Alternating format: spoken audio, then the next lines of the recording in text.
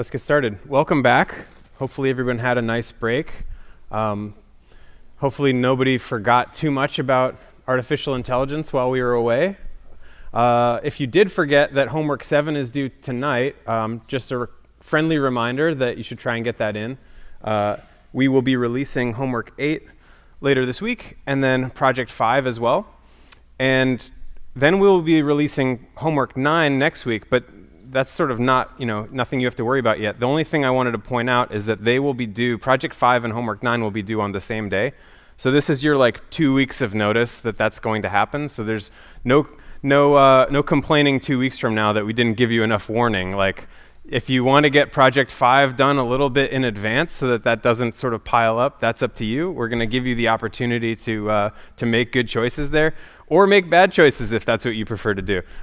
So yeah, that's your announcement about that sort of scheduling thing. And then one other thing is that we're offering TA one-on-ones. So if you have sort of personal related questions, not so much about assignments or about conceptual questions, but if you just want to talk to a TA about maybe career advice or something like that, you can schedule something with a TA. There's an announcement about that on Ed. So that's it for announcements. Today I'm excited because we're going to talk about another machine learning model, and this is one of the sort of AI machine learning models that sort of builds the foundation for all the ones that came after that. So if you've heard of neural networks, they're sort of based off of the idea that's underneath these perceptrons. And so we'll get into what those are about. But I thought because it's been a while, maybe it would be good to just kind of recap where we were when we left off, since it's been a week and a half.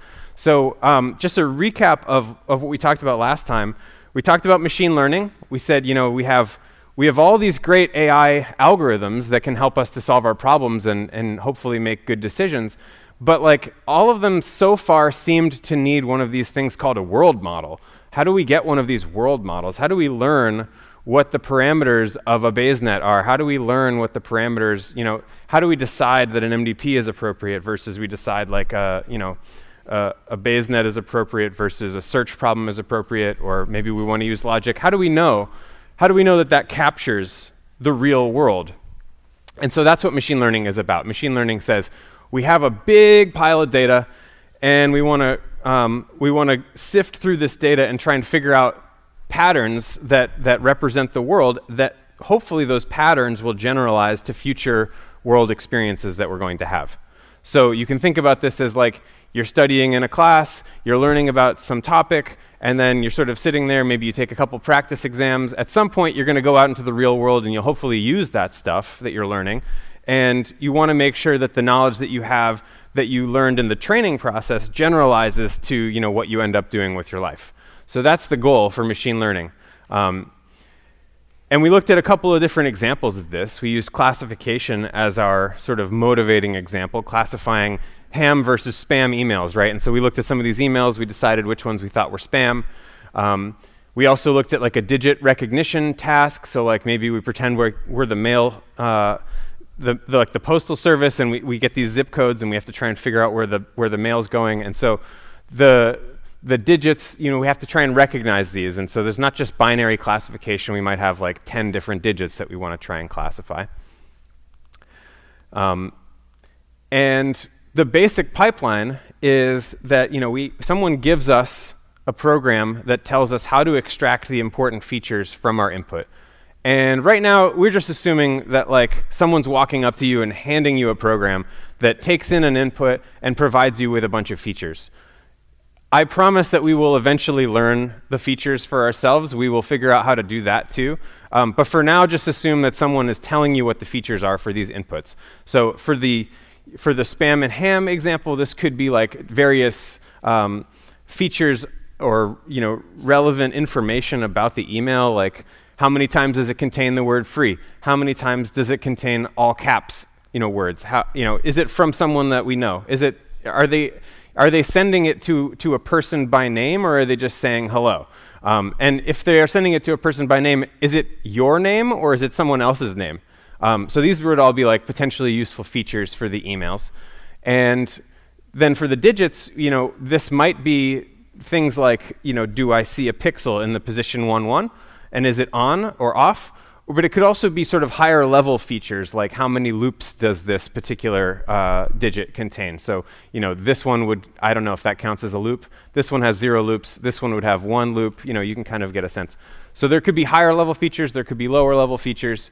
But basically, someone's handing us a program. That's the first arrow in this chart here. This is the feature extraction piece. And the idea is we take some input. It could be an image. It could be an email. It could be something else. We're going to extract the features using whatever program someone handed to us. And then from the features, we want to do this piece, this machine learning piece. And the machine learning piece is going to predict, in this case, it's going to predict which class we had, which class did our input come from. So that could be spam. It could be ham. It could also be 0, 1, 2, all the way up to 9. So it could be, something else. It doesn't have to be limited to these two examples. So that's like the picture, and we're trying to figure out what goes inside of this second arrow. And last time we looked at the naive Bayes model, right? So this says, we have a Bayes net. We would like to use it to model the world. And this is like a classic Bayes net, just like we looked at in our Bayes nets unit. But we were saying, we're going to use this for the purposes of classification. And we don't know in advance what the conditional probabilities look like inside of this thing. So this is the first time that we've ever had to learn the model that we were going to use for prediction. So we start with some structure. In the naive Bayes model, the structure always looks like this. We have some class variable that influences what we're going to see for all of the features. And then the features are all independent of each other given the class variable. And so we can use this model. First, to perform training, we can try and learn what the weights of these conditional probability tables are. And then once we've learned them, we've also had to, we can use our data to learn the prior distribution over the class variable. We can then perform classification doing classic Bayes net stuff, the same stuff that we were using before. So basically now we're just learning the weights inside of these tables. So for the spam ham example, we showed these tables. We said these are all the values that we're going to have to fill in these tables. And how do we do that? So we looked at our big set of data. We looked at a bunch of emails. I think we looked at maybe even 3 emails, as many as 3 emails. And then we had to figure out what all the parameters of these tables were. And so we did it by hand. And then I convinced you that if we did it on a bigger set, then we could use those probabilities instead. And so we filled in this table, and then we did this sort of classic Bayes net stuff, and we got some decent results out of it. So one piece of that is okay, how do we estimate these parameters? How do we estimate the parameters of this model? We talked about counting jelly beans in this jar, right? So we're going to pull some jelly beans out of the jar. Maybe we pull 3 beans out, and we get a red, red, blue, right? So if we want to estimate the probability that if we just take a random bean out of the jar, is it going to be a red bean? Well, the best that we can sort of do, given no other information, is to just say 2/3, because that's sort of the intuitive thing to do, but we also showed that it was the maximum likelihood thing to do. Remember that? So there's one way of estimating these parameters that says, okay, well, which parameters would make the observation the most likely conditioned on that parameter? And so this is basically how we're setting these parameters. And then we talked about, what could go wrong is, well, what if we never pulled a blue bean out of this jar? There were still some blue beans in the jar, but maybe if we didn't see them when we pulled out our sample, we wouldn't know that. And so if someone asked us, what's the probability of blue beans, we'd say 0, right? And we saw some examples of this with the spam ham classifier, right? And this is the idea of overfitting. So if we write down some of the most quintessentially spam or ham words and spam words in our data set, we got these weird results where we had a bunch of infinities. We said there was basically this corresponded to there being just 0 of something inside of our data set, right? So we would have a 0 on the denominator here. It doesn't matter how many times we saw it in the ham set. If we never saw the word nation, or if we never saw the word seriously in our spam data set, then anytime someone uses the word seriously in their email, we're going to say, oh, well, that has never been in my training set under spam, so I know that it can't be spam. So now all of the spammers, all they have to do is add the word seriously to all their emails, and this classifier is going to get confused, right? It's not going to generalize to the real world. They just have to say, seriously, free money. And then our spam classifier is going to say, oh, it looks like ham to me. It's got the word seriously in it, right? So that's not a good classifier. This is not generalizing to the real world. Okay. And similarly for the reverse, like if we see this word, guaranteed, or if we see this word, delivery, signature, right? Like sometimes I've got packages in the mail, and sometimes I get an email notification, and sometimes it says delivery, and sometimes it says signature. But if my data set doesn't have any examples of emails like that, I see no ham examples of those words in my data set, then my classifier is going to throw away all of my tracking update emails. Maybe that's a good thing. Maybe I get too many of those. I don't know. But this is an idea of overfitting, right? We're making the wrong prediction given the training set. What we really want to be doing is making the right prediction in the real world. We would settle for making the right prediction on our test data set, but if we just train and if we overfit to our training set, then we're going to have a bad time. Okay? So that's kind of what's going wrong here. We looked at another example. We said, okay, classify this digit. We have this nice model. Hopefully we've learned with our sort of, naive Bayes model. It's, each of the pixels in this handwritten digit is a particular feature. They can be on or off. And, we went through and we said, okay, well, let's calculate, given our model, what's the probability of seeing each of these features conditioned on the class, right? Well, the classes have their own probabilities to begin with. Maybe they're equally likely. And then as we go through, we look at each of the features, we multiply the conditional probabilities in. Eventually we get to this pixel and we say, oh, that pixel, it was only on very rarely for 2s, but it was never on at all for 3s, right? So we're multiplying a 0 in, and as a result, this probability is 0. That probability is some small number that's not 0. And so the model says, oh, it's got to be a 2, which, again, is not generalizing. This is not what we want. So if someone decides to put a period after their zip code for some reason, we don't want our model to get confused and think that the wrong number has been selected there. Okay, so this is the idea of overfitting. We looked at one way that we can try to combat this problem, and it was this concept of Laplace smoothing. And so we said, well, all right, if the problem is just that sometimes the training data doesn't contain certain data, well, what if we just pretend we saw every type of data, right? So this is a very simple idea. It says we're just going to add some extra data to our training set, and every time we're counting, if we don't see something, we just increase the count by 1. Even if we do see something, we still increase the count by 1, right? So this idea of we're going to increase the count by 1, and then we're going to update our estimated probabilities accordingly. So we're going to go from 2/3, 1/3, which is like the original data. If we just looked at the training data, that's what we would have seen. 2/3, 1/3, we would say 2/3 it's red.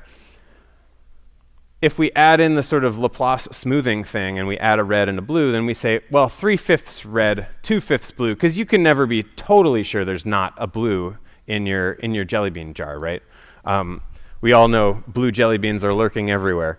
So we talked about like the different amounts of smoothing that you could add. Like that was just one extra sample, but we could add, potentially we could add 5 extra samples to each class. We could add 100 extra samples. If we add 0 extra samples, it's just the sort of original thing, right? 2/3, 1/3. If we add 1, we saw this a second ago, but then like if we added 100, we crank it all the way up to 100, we say, okay, we're going to add a lot of smoothing. Then we end up with something that looks roughly uniform because you're going to need a lot of data to counteract the amount of smoothing that you've got.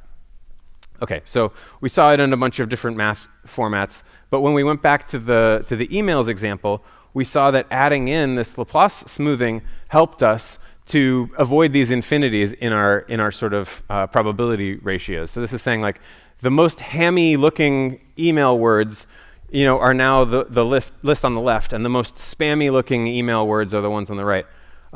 Side note, do you guys know what Helvetica and Verdana are? Do you know what those are? Yeah? Fonts, yeah. So that's kind of weird. Why are there fonts in here? I guess like the data set is telling us some information about spam emails that we might not have even known, right? Like the fact that spam emails in this data set tended to use the Verdana font rather than the Helvetica font. That's like kind of a weird idiosyncrasy. I don't know if that's true in general. We would have to see. But that's one thing that we saw. And then also like, now we're seeing things like money, right? Or we're seeing things like credit. Like these are sort of like the classic spam-looking words. Maybe there's reason to believe that there could still be a ham email that includes those words, just as there could be a spam email that includes the word group, right? This is a possible thing that can happen. You can have a spam email that includes the word group, and so it's nice that these things aren't infinite anymore. So this kind of fixes our problem to some extent. So now we're not overfitting anymore. But while we're fixing that problem, we're sort of introducing another problem, right? So now we have this K parameter, this Laplace smoothing parameter, and we have to figure out how to tune this knob. How do we tweak this knob in order to like get the right setting of K? How do we get the K that's going to generalize the best when we go out into the real world? So remember, that's the big picture here, is we're training on some data. Then we're going to maybe take a couple practice tests, and hopefully by the time we get to the final exam, we get out into the real world, we'll be good at generalizing. So the way that we sort of deal with this, now we have this extra parameter, like how do we know which setting of K is going to be the best for going out into the real world? If we just look at our training data and we say, okay, I have this Laplace smoothing parameter, how much extra data should I how much should I put my thumb on the scale with this data in order to change it and make it sort of more balanced? And if you're just trying to match the training set, well, you shouldn't put your thumb on the scale at all. Like that's not going to help you to predict the training set. But we don't care about predicting the training set. That's just sort of how we're going to train the model. Eventually, we want to go out in the real world. We want to take the final exam, and we're hoping that we have a good value of K. So the way that we're going to do this is we're going to split the data. We have this big stack of data. We're going to use that for like the whole machine learning process. Some of that data we're going to call training data, and that's how we're going to learn the parameters of our model. That's like the parameters of our naive Bayes model, right? The conditional probabilities. So we use all the blue, the training data, for that, right? We just learn the model, and we just estimate these parameters, and we do the best we can to minimize the error on our training data. But we have this parameter K, and in order to get here, like we needed to decide like what were we going to estimate, and so we had to come up with some guess of what K would be a good K, right? So we have some Laplace smoothing parameter. We're saying we need to let's just set it to 0 and see how that goes. We set it to 0, we get a bunch of infinities. We say, okay, well maybe we want to crank that up to 1. All right, so now we can try another one, and so we can train each one of these K settings on our training set, and then how do we know which one is the best? We can't go and look at our test data. We only get to take the final exam once, right? Unfortunately, some of us might want to take it more than once, but like some of us might not want to take it at all. But so like we can only take the final exam once. We can only, once we go out into the real world, we're out. We're not training anymore. And so how do we know, is this K equals 0, better or worse than this K equals 1, versus this K equals 100? Like, how do I decide? And the answer is we're going to take some practice tests, right? We're going to use our held out data. We're going to save some of the data in our big pile of data, and we're going to use that for establishing which of these K values, which of these Laplace smoothing parameters is the best. And so we're going to train on some data for a fixed value of K. Then we're going to train on some more data, the same data, for a different value of K. And then we're going to compare those by looking at the held out data. How well are those different models doing at predicting on the held out data? So this distinction is pretty key. And then once we've locked down, we say, we've looked at all the K values that we care to look at. We think this one's probably the best. We've trained our model on the training data as much as we think we can. Once we've done all of that, then we're allowed to stop training and go and take the final exam and put our model out into the wild and evaluate the accuracy. So we can't look at the test data. It's very tempting to look at the test data because there's so much more data in there. Wouldn't that be great? We can use all that data for training our model. How nice that would be. But like, here's the thing. If you go and take the test data and you use it for training, how are you going to know if you're generalizing? The whole point is we want to generalize when we go out into the real world. If we use the test data, then we might overfit. The same problem we had when we had just the training data, right? And at least when we keep the test data separate, we can check if we're overfitting. So the test data has to stay separate for this reason, just so that we can see, are we overfitting? Are we classifying reasonable looking 3s as 2s just because we made some mistake with our model? Well, we won't know unless we have a test data set that we haven't looked at. Okay, so that's like this core concept. One way to sort of visualize this is if we're trying to change this parameter, this k constant in the Laplace smoothing setup. This is actually called a hyperparameter. So there's the parameters of your model, which are like the conditional probabilities and like the prior probabilities in your Bayes net, or if you could have some other model that has its own different parameters, we'll get to that later. Those parameters are the ones you learn during training. But there's this hyperparameter that says, like, what kind of model is this? Is this a Laplace smoothing model or a non-smoothing model? Is this like, how much smoothing are we doing? Each one of those settings of k, it's not something that we can learn from the training data. It's like a prior assumption that we bring into the model that we say, okay, well, I prefer models that have a little bit of smoothing, but not too much smoothing. So, we add this k parameter. That's called a hyperparameter. And the question is, like, how do you set this hyperparameter appropriately? And I'm claiming that if we just keep some of this data for checking these values of k, then that can be helpful.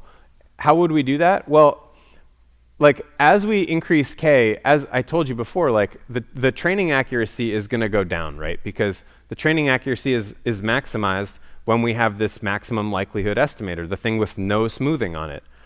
But as you crank up k, you're saying like, now I'm putting my thumb on the scale and I'm saying there's a lot more, blue jelly beans or a lot more red jelly beans, or I'm balancing it, on my own, and I'm not letting the data speak for itself. So now it's like the training accuracy is going to go down because I'm like sort of balancing the scale myself. But notice that like the held out data and the test accuracy, those are both going up as k increases. So up to a certain point. And this is saying like, yeah, we were overfitting a little bit. We had really high training accuracy, but we could have done better in terms of test accuracy. We could have done better in terms of held out accuracy. If we just crank up k to like some value like this, maybe the optimal value of k is somewhere in this region, right? We can say like some value of k around here is optimal.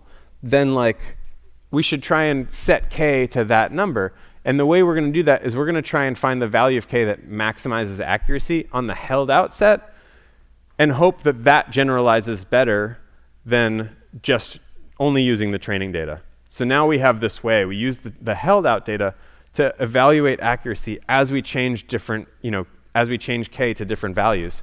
And that's going to tell us when we should stop changing k. So hopefully by doing this, and keeping this held out set for like looking at different k values, that's going to allow us to make good decisions with our hyperparameters. Okay, so before we move on to our new model, this perceptron thing, questions on just general machine learning pipeline stuff. What questions do you have? Yeah.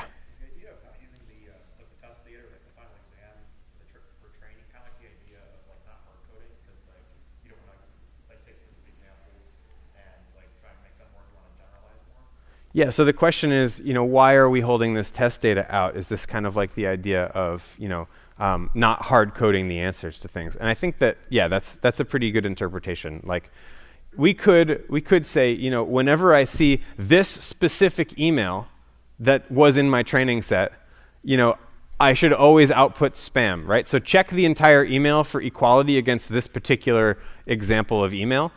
Like, you can memorize the training examples.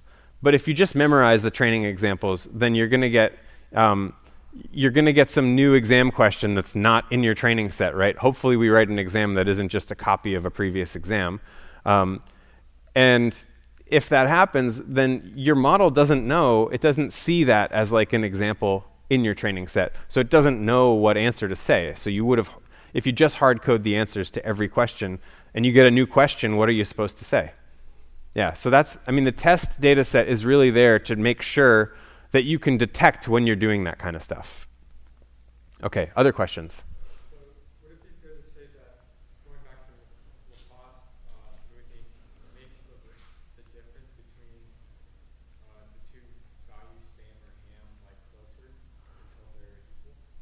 Probability? Yeah, so the question was, okay, is it fair to view Laplace smoothing as sort of making the two parameters for spam probability versus ham probability closer together? I think that is a fair way of characterizing that. Yeah, because you're sort of interpolating between, imagine that you say k equals infinity, right? Then no amount of data in your training set is going to convince you that it's anything but 50-50 because you added an infinite number of data points to either side. So there's an infinite number of reds and an infinite number of blue jelly beans, and your job is to say, well, what's the fraction of red jelly beans? It's a half. It doesn't matter how much training data you have. You're not going to counteract this infinity of Laplace smoothing. So for smaller values of k that are still pretty big, you're going to get some amount of that. You're sort of interpolating between a uniform distribution over all the classes and a sort of data-informed distribution. Yeah, good question. Other questions?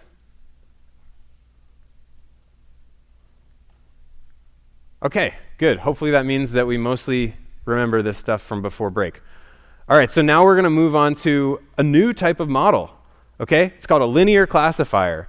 And basically the idea is we're going to have some set of features, same as before. We always like to have features. Again, we're not learning the features yet. Someone is handing us a program. They walk up to us and say, here's your feature learning program. And so we say, okay, I'll take this feature learning program. I look at some input, and then I extract the features according to that program. But now the model it's a very simple model. We're just going to say, multiply each of those features by some number, some weight, and then add up the results, okay? If that number is really positive, we say the output is a positive class label. And if that output is really negative, we say the output is a negative class label, right? So basically the idea is we're going to take all of these features, take a weighted sum, and if the number is big, we say it's one class. If the number is negative, it's another class. So imagine that we get this email. An email lands on our desk, like emails often do, okay?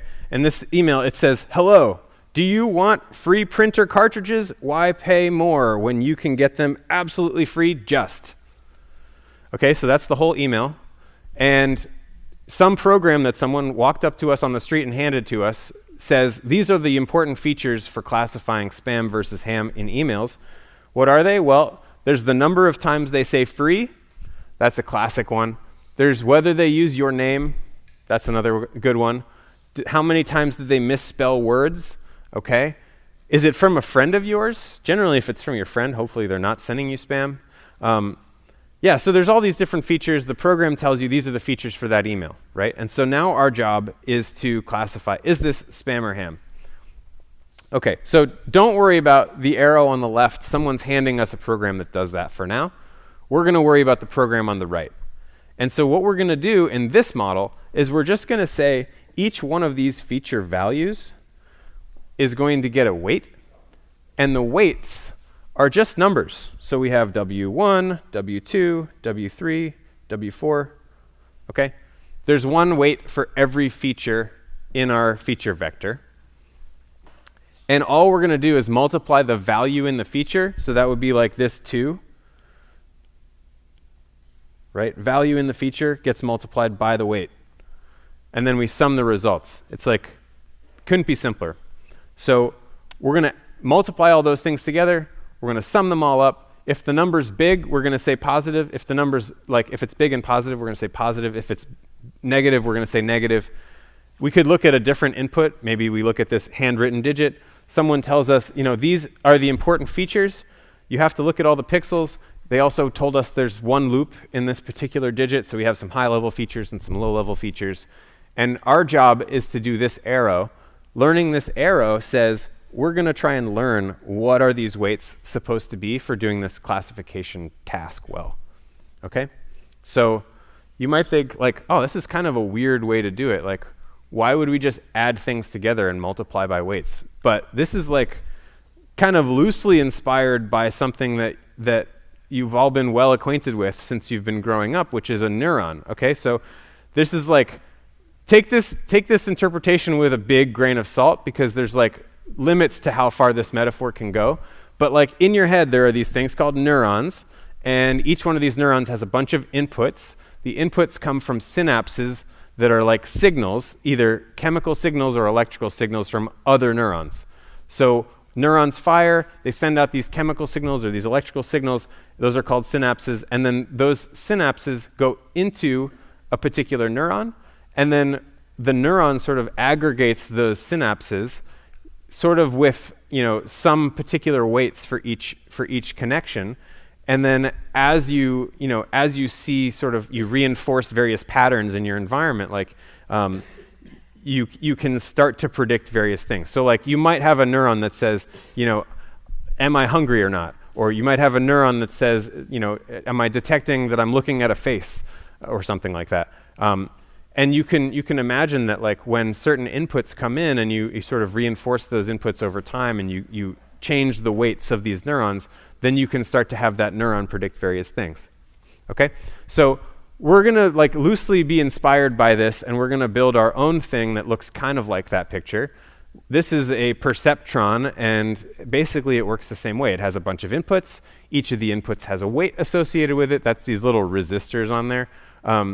And so like the thickness of that resistor tells you like how much weight should you associate with that particular incoming edge or that connection. So like when you see a signal coming in, that's like a feature. That's like, I saw this pixel was on, I saw that pixel was off. You know, I saw the word free like 7 times in the email. And like each one of these inputs is going to take a particular feature, multiply it by some weight, and then the whole thing is just going to add those things together. Okay, so we're taking a weighted sum over our features, and then the output is either big or it's small or it's, you know, positive or negative, and we're going to base our decisions off of the output of summing these weighted features together. Okay, that's the big picture. So the inputs are feature values. Each feature has a weight.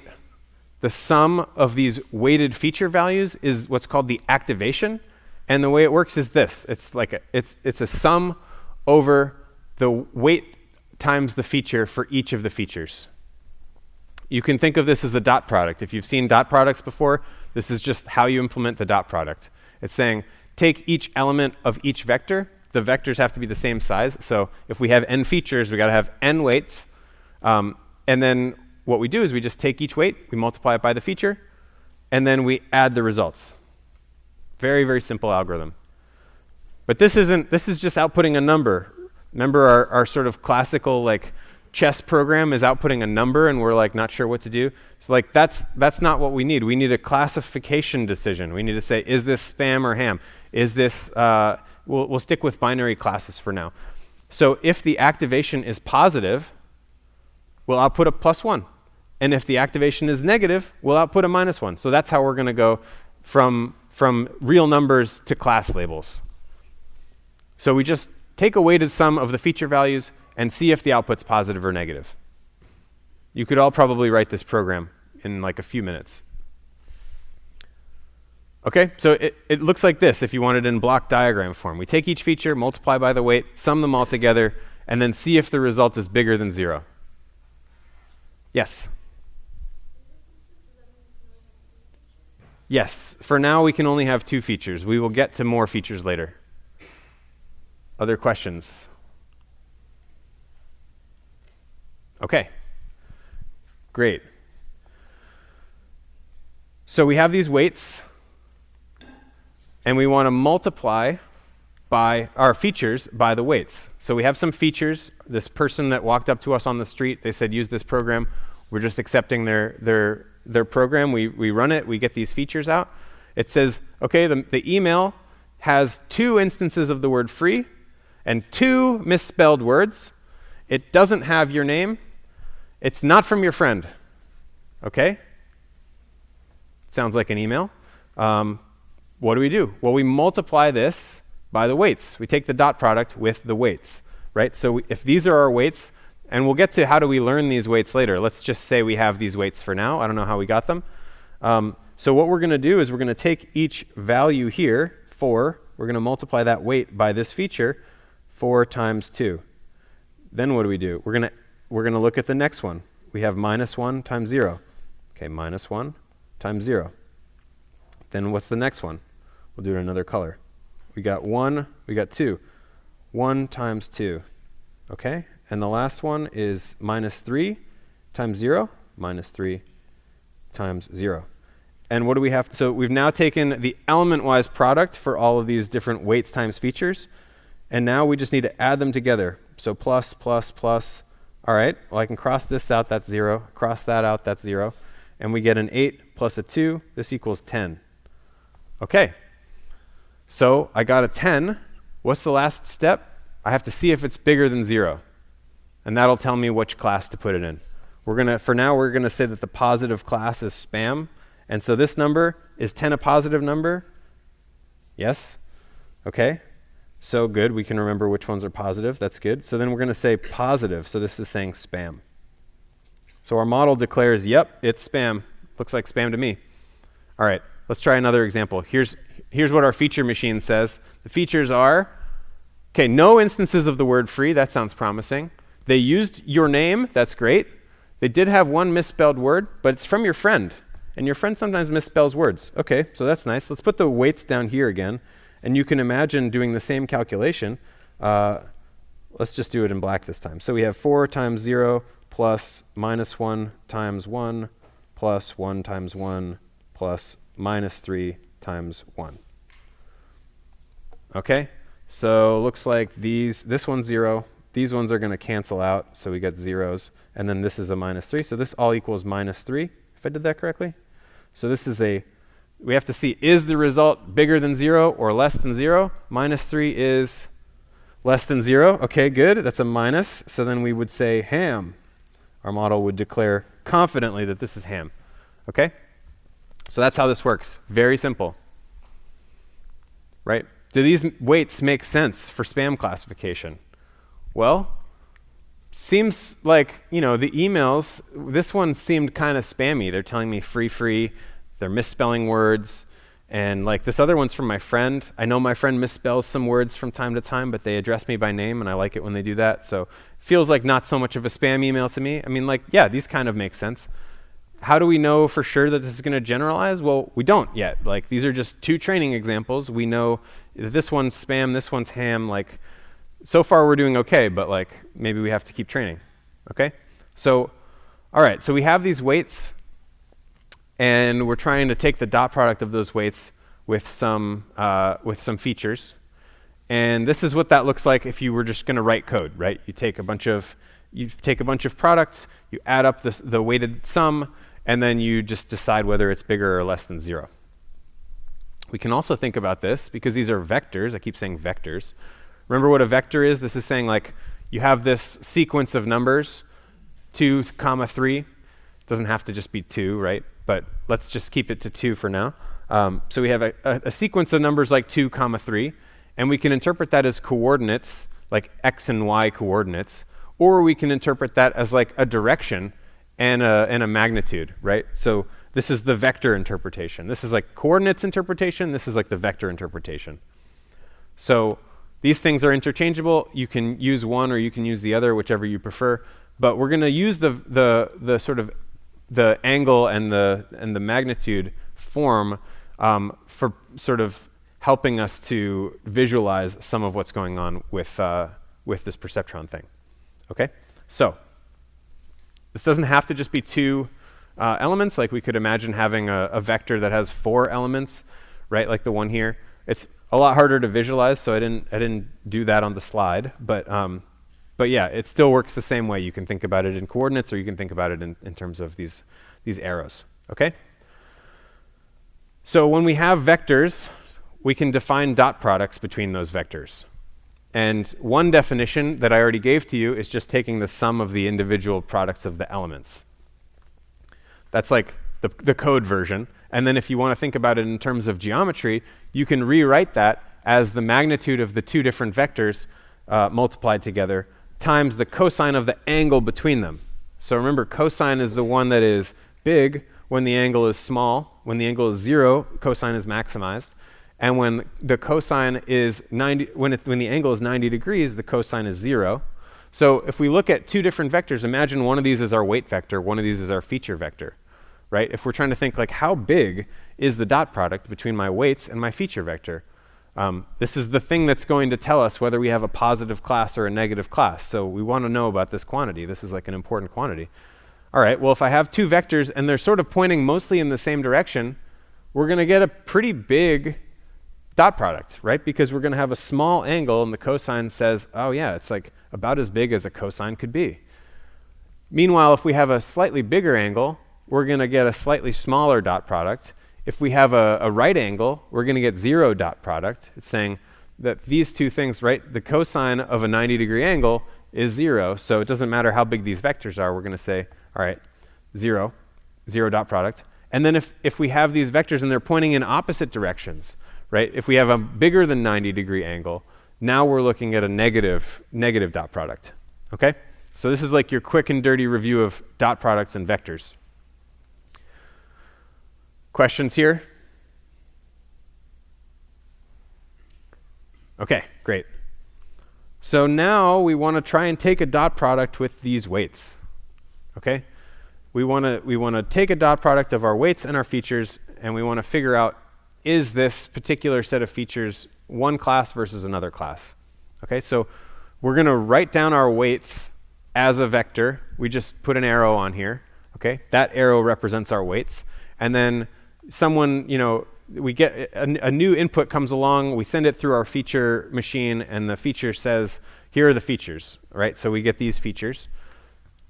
Do we think that that is a positive example or a negative example? Well, I don't know. Well, we can look at the dot product, right? Like, how do we do the dot product? We look at the angle between these things. The angle is here, so we have some angle theta. That angle, if we're just looking in 2 dimensions, these are 4-dimensional things at least, but like if we're just looking in 2 dimensions, those things look relatively aligned to me, right? So this is a kind of a small angle, versus maybe we had this set of features that's kind of like a big angle, right? This is some theta 2, we can call it, theta 1 and theta 2. So, all right, so we have theta 1, we have theta 2. If I had to ask you, which one of these has a higher dot product, which one would you say? Theta 1? Theta 2? Question? Yeah, okay, holding up a 1. Yeah, great. So yeah, theta 1 is a smaller angle, which means it has a bigger dot product. So we can think about this, and we can sort of like imagine taking dot products and basically deciding like, okay, if I sort of say, I can do this with other features, right? Like maybe my features, you probably don't even need to take the dot product to figure this out, right? Like, is this one spam or ham? Well, it's probably spam, right? Because it's pointing in the direction of this weight vector, which we said is kind of like how much is it spam, right? So this is saying like spam. Oops, pressed the wrong button. Yeah, like this one might be spam. What about this one? Probably ham. Like ones in this direction are probably ham. There's kind of like a sort of like dashed line you could draw. Yes, question. Comparing everything to this one here. Yeah, so this is like our reference. These weights are telling us like, my weights are telling me, what do I think constitutes like a prototypical example of spam? And so like the more similar a vector is to my sort of prototypical spam example, the more it's like spam. And so when I see vectors that are in the direction of spam, when they have a small angle to my weight vector, I think of them as pretty spammy emails. And when I see them in the reverse direction, I think of them as pretty hammy emails. And this sort of dividing line is like the perpendicular line or the perpendicular plane or the hyperplane if you want for more dimensions. Like this is the thing that separates the one class from the other class. Yes, question. Say again. Vectors directly on this line. Yeah, so let's say that a feature vector comes in and it's like this green one here and it's directly on this line, right? Well, we would have to come up with some way to break ties. Yeah, this would be, so we have a 90-degree angle relative to our weights, and so the cosine of that would be 0. And so we would have to say, okay, well, what's the sine of 0? Well, we can just say positive, or we can say negative, or we can break ties arbitrarily. But yeah, that's what would happen. Okay? So that was like, first I showed you the sort of like code version of dot products, then I showed you the sort of like vector version of dot products. There's one more way that we like to visualize these things, and it's as sort of like the data space. We have like these decision rules. So you think of like, you line up all your data on this plane, and then ideally what you want from a classifier is a wall that separates the minuses from the pluses. You want something that you can sort of like put between the data, so that if it lies on one, if a new point lies on one side of this wall, you can call it a minus, and if it lies on the other side, you can call it a plus. So that's like a third interpretation. So if you want, you can say like, oh, it's just a dot product, take a sum of these multiplications, fine.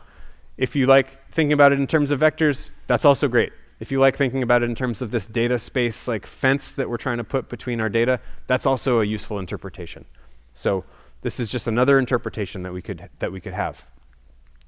How would that work in this example where we have like where we have spam emails? Well, like imagine that we're sort of like trying to plot each data point in sort of feature space. So if we have two features like money and free, then an email that says, you know, free money would be right here, right? We'd have a point at 1, 1, because we saw free once and we saw money once, right? And if we saw an email that said, you know, happy birthday, that would be 0, right? Because it has neither of those things. And if we saw an email that said like money, money, money, money, money, that would be up here, right? Somewhere at like 0, 5, because it doesn't say free at all, right? But it says money 5 times. So you could imagine plotting these points in data space, and like you could have a third axis that would put like, you know, maybe you have some other features or something, right? And then what we're talking about here is we're trying to basically put a line between the positive examples and the negative examples. Well, positive examples tend to have more instances of the word free, tend to have more instances of the word money, so we're hoping for a line that separates lots of these things from not so many of these things. We know that our classifier is going to be just like a weighted sum, so we're going to want a line that's like kind of like this, that kind of separates, like these would be like the spam side and these would be the ham side, right? So anything on this side is spam, anything on that side is ham. Yes, question? How do you know that the separator would be a line? Could it be a plane? It could be a plane, yeah, and so because I drew this third axis, now I probably have to draw it as a plane. So you could imagine it being like something like this, right? So things on, you know, one side of the plane would count as, you know, positive examples. Things on the other side would be negative examples. In more dimensions, you'd have to have a hyperplane, but it's really like harder to visualize it the more dimensions that you add. So yes, good question. You can definitely have more than just a line. Other questions? What other questions do you have about this? Okay, let's keep going. I think I might have to clean this up. So yeah, okay, so maybe the line ends up being somewhere like here. We can erase the ink. And so we have our sort of spam examples on one side, the ham examples on the other side.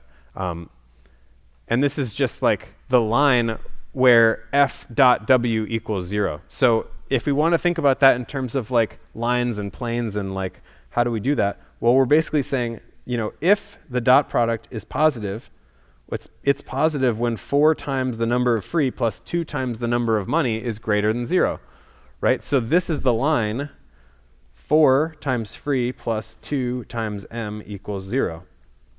So we could calculate what that line looks like. There's an error in this slide that I didn't have time to fix. So like this won't actually end up being correct. It's going to go through, like if, put it this way, if you had 0 of each of these, it would still be 0. So the line has to go through here.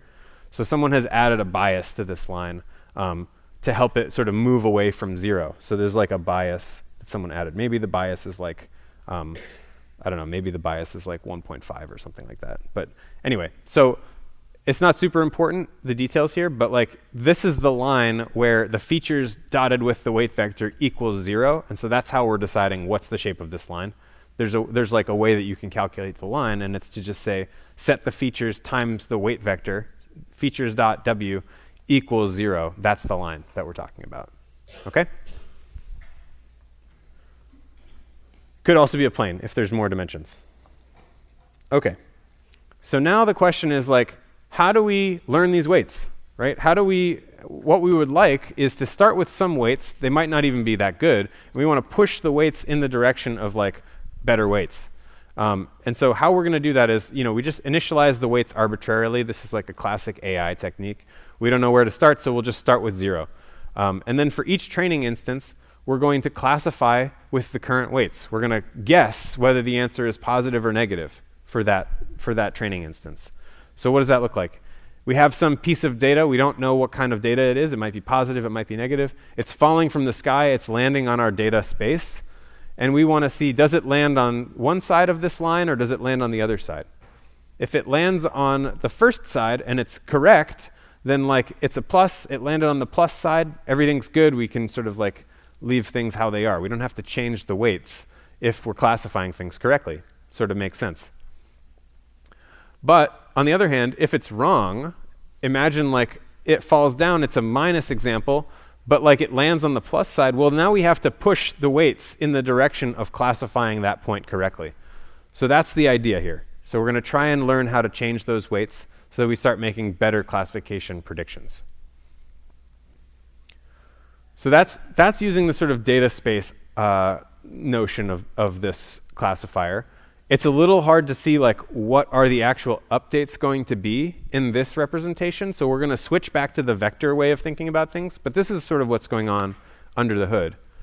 But if we draw it in sort of the vector format, we're saying, OK, I want to take my weight vector. I'm going to dot that with my feature vector. If the number is greater than 0, I'll say it's a positive example. If it's less than 0, it's a negative example. What does that look like? Well, let's say that I have some weight vector. It looks like this. It's the black line. OK? And then like a new feature comes in, right? So this input is like, it has these features.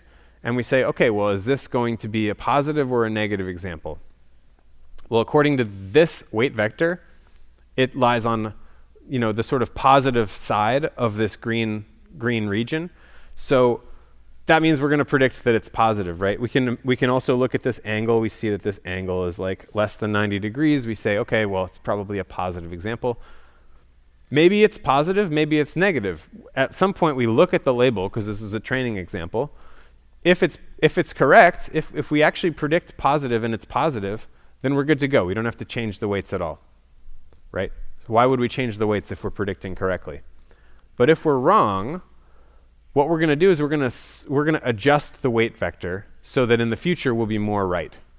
How would we want to adjust this weight vector given that this feature was misclassified? Let's say we say the feature is positive, turns out it's actually negative. How would we want to adjust the weight vector in order to compensate for that? We want to kind of push it away from the feature vector, right?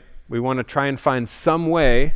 I guess I've already given away what we're going to do, but like, we're going to try and find some way of moving the weight vector so that it points opposite to the feature vector, because the feature vector is not similar. We don't want it to be similar to the weight vector. Currently, it's kind of similar. They have a small angle between them. But we want to move it. We want to move the weight vector so that they have a larger angle between them. Why can't we just move the features? Well, because someone walked up to us on the street and said, these are your features, right? We can't move the features. All we can change are the weights. So we might like to change the features. Maybe we can change the features later. But like for now, we're saying the features are fixed. We just have to learn the weights. We're going to try and change the weights. All we can do is change the weights for now. And so the way that we're going to do that is we're actually just going to subtract the feature vector, right? We want something that looks less like the feature vector. Why don't we subtract any part of this vector that already looks like the feature vector, and hopefully that'll get us there. So what does that look like? It's saying we have to subtract. We take this vector and we have to flip it around, and we place it at the end of the first vector, right? So we take our weight vector, we add to it the flipped around version of f, and what that produces is this pink vector, and that's our new weight vector. So this is saying w minus f is our new w, right? This is w prime now. Everyone see how we're doing that? Okay, so what happens as a result of doing this? Well, we have a new w, right? So the green region is no longer where it's drawn. The green region is actually more like this. And so if we get lucky and this happens in one step, then we might actually classify that same example in the negative category after just one update. This isn't guaranteed to happen after just one update. Maybe it'll take a few updates before that kind of thing can happen. But like, it's nice that we're at least moving in the direction of f getting classified as a negative example, because f was a negative example. We wanted to classify it as a negative example. We want good classifications. Okay, so subtracting f when the answer was negative, and if the answer was actually positive, we'll have to do the opposite. So I'll show you that in a sec, right? So case 1, we have this dot product. We say w dot f is greater than 0, so we predict +1. The true class is -1. Oh no, we made a mistake.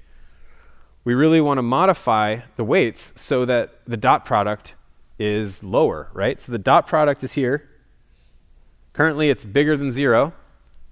How do we make a better classification prediction? If that number, that dot product, is less than 0, we will say the opposite class. So we want that number to go down. So how do we make that number go down? I'm claiming that all we have to do is subtract f from w to make our new weight vector, and that this is going to make that number go down. Well, how do we know if that number is going to go down? Let me try and prove it to you. Okay, so we have this w prime that we're going to dot with f, right? This number I'm saying is going to be less than what we started with. Well, what is this? W prime is just w minus f. And we're dotting that with our features. Okay? So far, so good. Distributive property still works on vectors, so we can actually just take w dot f minus f dot f. No problem, we can distribute. What's w dot f? Does that look familiar to anyone?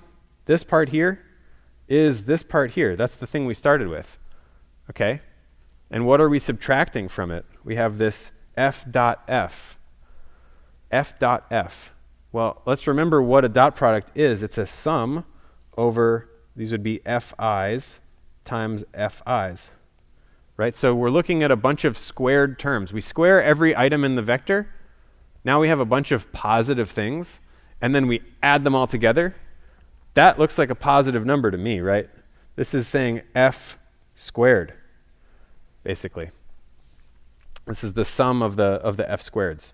So if we write this, cleanly, what we're saying is we're subtracting a thing that's always positive from a thing that we started with. So what I was trying to prove to you is that this number is going to go down. This number here should go down.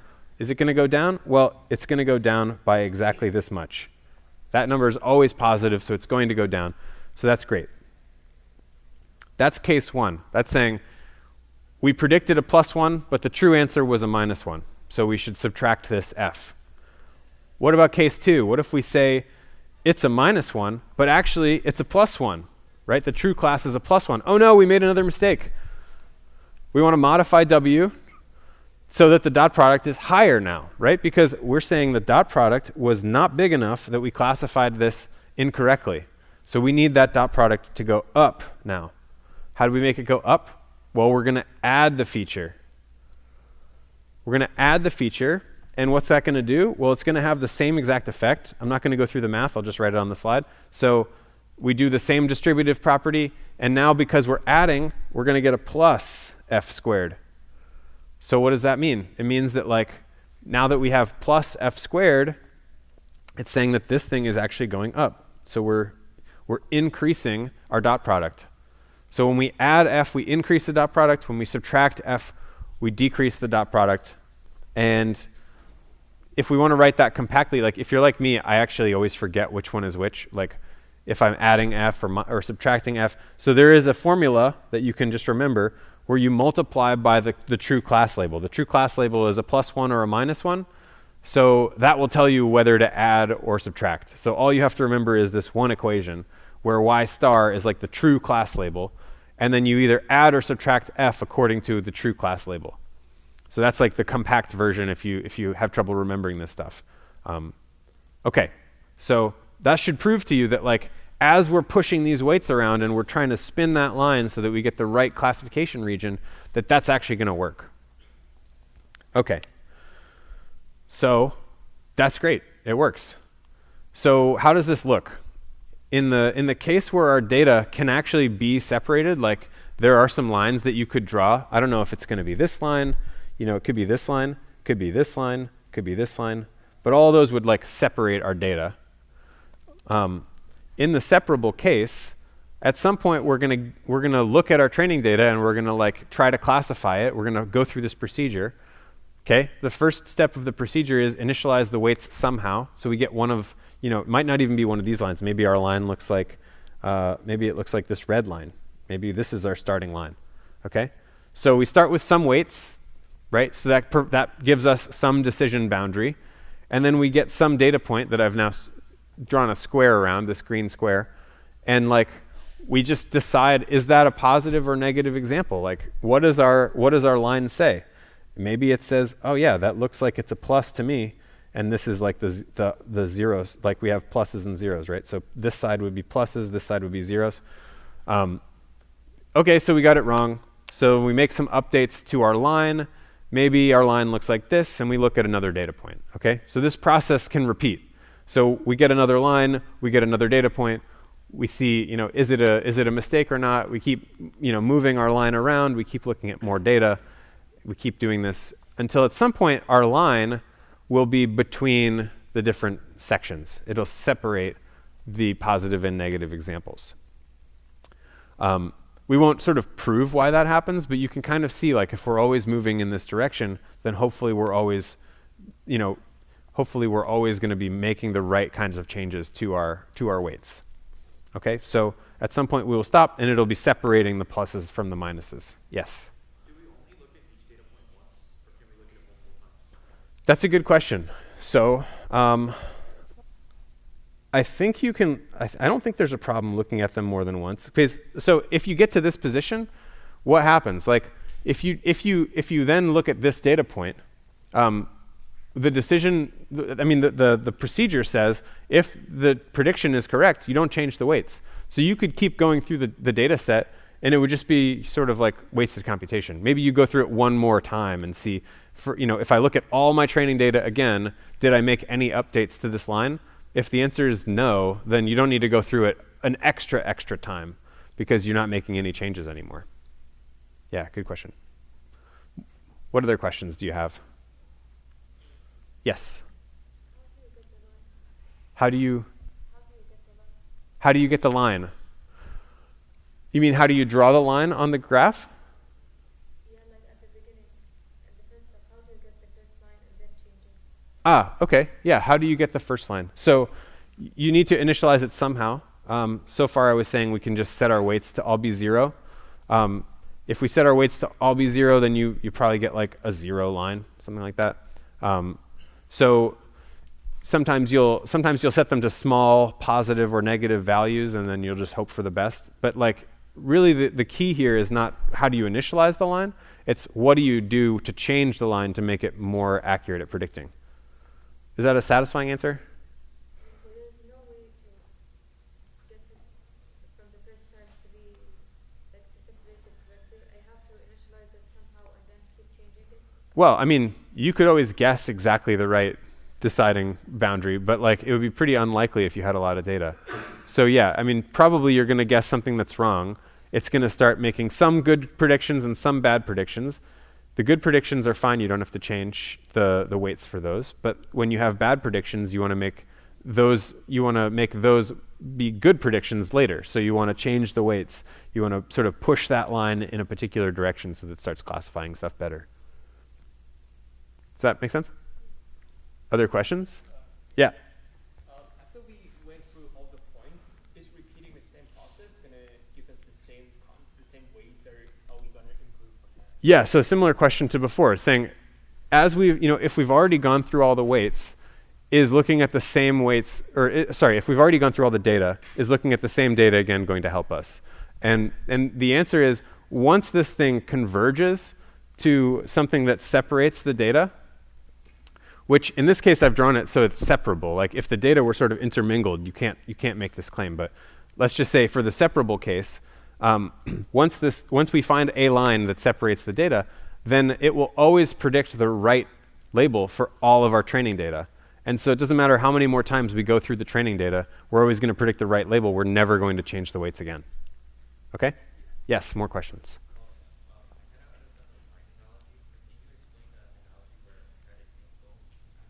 Yeah, so can we go back to the angle interpretation and try and explain that better? Yeah, so this interpretation, or let me see if there's a better picture. Yeah, one that I haven't drawn on maybe. Right, so we have our features, right? And we say, all right, we want to just draw these features as vectors. Remember, we have the coordinates interpretation, but we can also say like, this is associated with a vector. It has some direction. Our weight vector has some other direction, right? So we've drawn the weight vector and we've drawn two feature vectors, and we're saying, all right, we want to use this for classification. So there's some angle between f and w for each f that tells us like how similar is this f to what we think of as like the prototypical spam email, right? The prototypical spam email has lots of the word free, lots of words misspelled, and like, so you can think about these numbers here as like, this is saying, it's a strong feature indicating that it's a spam email. This one is a strong feature indicating that it's a non-spam email. That's why the two numbers are big. These two are sort of smaller in terms of magnitude, so they're less strong. They're weaker signals, but they're still somewhat indicative of this idea of like, it's a spam email or not spam email. Your name, if they get your name right, it's it could be spam, it could be not. People can guess your name. So these are weaker signals, but like if they put your name in there, it's some indication that it's not spam. And if they put a misspelled word, it's some indication that it might be spam. So like that's sort of the interpretation of the different pieces. We can take these coordinates and turn them into a vector. That's like the black line, the arrow. And then we're saying like, how much does each of these f's look like that line? And we try and look at the angle between them. And if the angle is small, then the vector is quite similar to our sort of canonical spam email, right? And so this angle between them is helping us to figure out how spammy is it? Is it pretty spammy? Or is it like more like ham, right? If we're pointing in the opposite direction, it's like the opposite of a spam email, right? So that's kind of how we're thinking about it. And then there's like this dividing line that tells us sort of vectors that fall on one side. If the feature vectors fall on on this side, then we have like anything that's like over here. This would be kind of like a spam email, and ones that look more like our prototypical spam email would just have higher dot products. We just care about the sign of the dot product. So if the dot product is positive, they'll be on this side. If the dot product is negative, they'll be on the other side. Okay? Yeah. More questions? Yeah. Are we just choosing the spam to be on the positive side and ham to be on the negative side? We can kind of flip the two. Yeah, how did we decide spam is positive? We just picked. That's right. We just sort of decide arbitrarily. Okay, more questions? Okay, let's keep going. So we were here. Let's start talking about multi-class decision problems, right? So far I've said you can only do binary stuff with perceptrons. Turns out you can actually use this for multi-class, which is great, because our other example had multiple classes, right? This digit recognition thing had 10 different classes, so we can't use perceptrons for that. Well, turns out we can. So how do we do this when we have multiple classes? We need to have multiple weight vectors, right? Because a weight vector comes along with a sort of like, if we have a weight vector, this is W, it comes along with this sort of like decision boundary. Well, if we want more than just two halves of this sort of decision space, we need to have more than one weight vector that helps us like cut things up more finely. So we're going to have multiple weight vectors. And how are we going to do this? Well, the score for each class is going to be multiplying that particular weight vector. We have a weight vector for each class. Let's say we have class 1, 2, and 3. We multiply the weight vector for class 1 by the features. That gives us a score for class 1. How much like class 1 is it? And then we have a weight vector for class 2. We multiply weight vector 2 by the features. And that tells us there's some dot product that tells us, like, is it pretty much like class 2 or is it not so much like class 2? And then we have another one for class 3. Then we have 3 different scores. And then all we have to do is take the class whose dot product is the highest for all the different classes. So multiply W1 by F, take the dot product, multiply W2 by F, multiply W3 by F. Which one has the highest dot product? That's the class that we're going to say that's our prediction. Okay? So again, we take a very simple decision rule. It was binary only. Then we just add this one extra piece that says multiple weight vectors, and now we can do multi-class decisions. And this is going to divide up the space in this way. So we have these different regions now, and we're saying, well, which ones of these have the highest weight vector? If we're in the yellow region, that's saying that, like, this was my feature vector. I looked at the angles between that feature vector, F, and W1. There's theta 1. Then I had this angle. This is theta 2. And then I had some, like, really big angle. This is theta 3. Well, which one of these is the closest? Which one of these is going to have the highest dot product? It's the one with the smallest angle. That means that anything in this yellow region is going to be classified as class 1. Okay, that's the basic concept. So for a multi-class perceptron, we start with all the weights equal to 0, classic. All right, then we're going to pick up some training examples one by one. Here's my training example. I'm going to look at it. I'm going to predict, what do I think? What class is this? Well, how do I do that? I have, might have 3 different weight vectors. I might have n different weight vectors. I'm going to say if I have n different classes, I'm going to multiply this f by each one of these weight vectors. I'm going to see which one gives me the biggest score. The biggest dot product, that's what I'm going to classify it as. So let's say that the picture looks like this. We have 3 classes. We'll call them 1, 2, and 3. Sort of nice looking class labels there. Okay, nice. So we have this feature vector. It comes in, F. And I have a weight vector for each class. There's WY, which is the class that I'm predicting, because that's the one that, like, the angle is pretty small here. I think it's probably, it looks like class 1 to me. I have a larger angle over here. This is a bigger angle. And then this is, like, very, very large, almost 180 degrees. That's, like, basically a complete opposite example. So probably F is a 1. Turns out F is actually a 2. Oh no. Okay, 2. So we got this one wrong, right? So how do we fix that? Well, in order to fix that, if it was correct, we wouldn't change the weights. But it's obviously, in this case, it's wrong. We say that it's, we have to change the weights. Not only do we need to fix the weights for the wrong answer, but we also have to fix the weights for the correct answer. So we want to make the wrong answer look less like this feature vector, right? And we want to make the right answer look more like this feature vector. So you can probably see what's going to happen here. We're going to have to subtract F from the wrong answer, and we're going to have to add F to the right answer. And what's going to happen is the arms are going to sort of swing around, right? And so what happens is we add that, we get the pink. So this is our new Y or W1 prime. And then we get this one. This is our W2 prime. And so we're adding the feature vector to the correct answer. We're subtracting it from the incorrect answer. Same process as before. And what do we do with the weights for number 3? Well, we don't have to do anything because we already didn't think it was a number 3, right? So we can leave that as is. So let's try that on this example here. So we have these different weight vectors. We have 3 of them.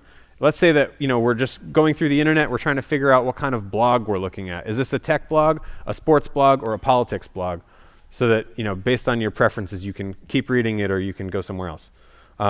So we have a weight vector for each one of these, and maybe we're trying to, we look at this article with our machine learning system. We want to figure out which class of article it's in. Okay, so we say here's some text from this is the first article. The first article has 3 words in it. It says win the vote. Okay, so we get some features that come in, and the features there's one extra feature that I didn't tell you about, which is called the bias feature. This is just always 1. This is sort of going to solve that, like the plane goes through the 0, the origin. Like if you want the plane to be shifted away from the origin, you have to add some like bias term. So more on that when we get to like neural networks and stuff. But so we add this bias, and this says it's always 1. And then we have these other features. How many times does it have win? Well, it says win. Okay, so we got 1 win. How many times does it say game?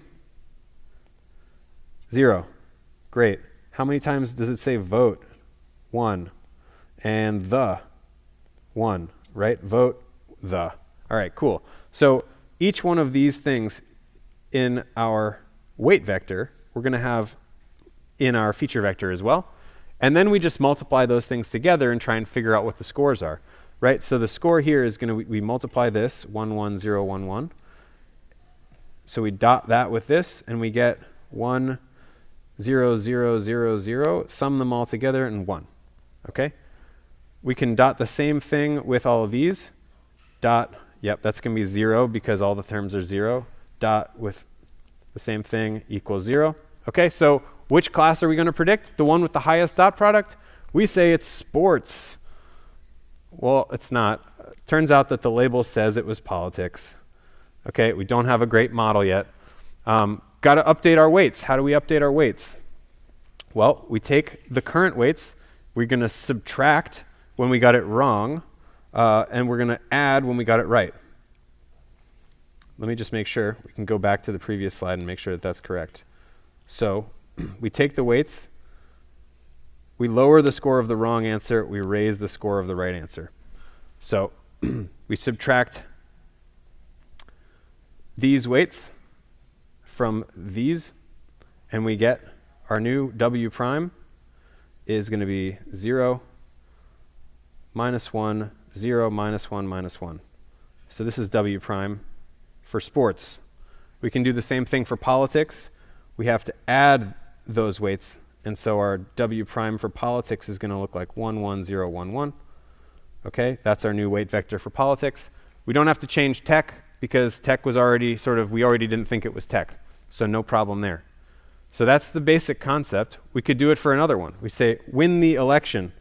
Oops. Win the election. Anyone have any guesses about what kind of article that's going to be? Probably politics. Okay, let's see. So the bias, I told you this is always 1. Okay, it's 1. Win, we have 1. Games, nope. Vote, nope. The, yep. Okay, so 1, 1, 0, 0, 1. We can multiply that by the sports weights. These are our sports weights now. So we have 0, minus 1, 0, minus 1, minus 1. Multiply that by our new vector, 1, 1, 0, 0, 1. We get 0, minus 1, 0, minus 1, minus 1. Sorry, this is a 0 also. So this is minus 2. Okay? We could multiply the same thing by politics. I'll just put them down here. We have 1, 1, 0, 0, 1. That's going to be a positive number, right? We have 3 that match. It's going to be plus 3. So which one has the bigger dot product? It's politics. Now we're going to say it's politics. Politics turns out to be the right answer. And so we're classifying correctly after one example. I don't know. Maybe we still won't classify win the game correctly. We'll have to sort of run this and see. But that's kind of how you would do this. This is how you would update your weights when you have a multi-class classifier. Okay? So there's a few nice properties of perceptrons. One is that if the data are separable, you'll separate them. Your perceptron will eventually learn this boundary that separates them, and it will converge in the binary case. You can even say when it's not separable, you can kind of bound the number of mistakes. We won't get into how to prove this bound or anything, but it's it can end up being pretty decent in this non-separable case. But there is one problem with it, which is that if the data isn't separable, the weights might thrash around and they might like alternate back and forth. Like we might start with this decision boundary, and then we might move to this decision boundary, and then we might see an example that causes us to move back to this one, and we might sort of keep ping-ponging between these two different decision boundaries, alternating back and forth, so thrashing until, you know, at no point will we converge. One way to fix that is taking the average over the past couple of lines. That's like a little bit unsatisfying. It kind of works, kind of doesn't work. Another problem is like it'll find barely separating solutions. Like this line probably doesn't generalize as well as this other line would, right? Like we want a boundary that's like sort of halfway between the data.